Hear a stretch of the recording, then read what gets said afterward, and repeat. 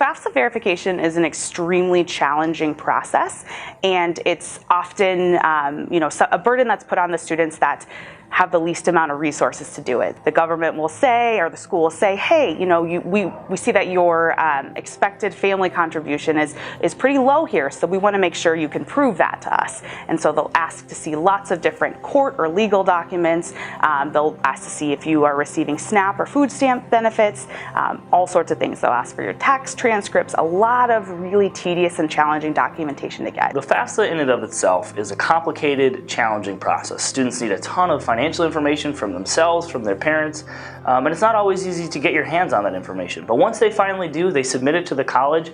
Oftentimes the schools come back asking them to prove it. After they've sent it, they might get flagged for verification and need to follow up with all of these different schools to verify that the information that they put on their FAFSA is accurate and that the income amounts that they put for their family is true, or that their citizenship status is in fact what they put on the FAFSA. Some of the schools require a lot more documents, a lot more like family involvement. And we see students really get hung up on those things because it might be really hard if your parent doesn't speak English to figure out how do I request my tax transcript from 2 years ago.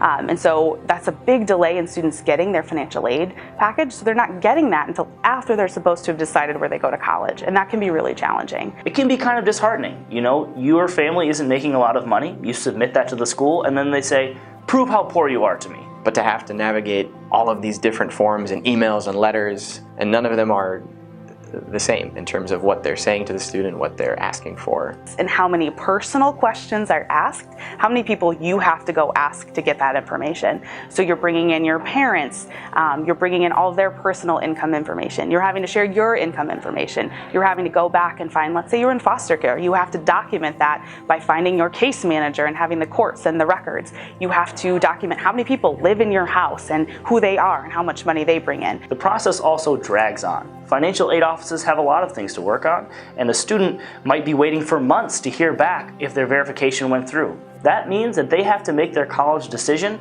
without knowing how much the college is actually going to cost them.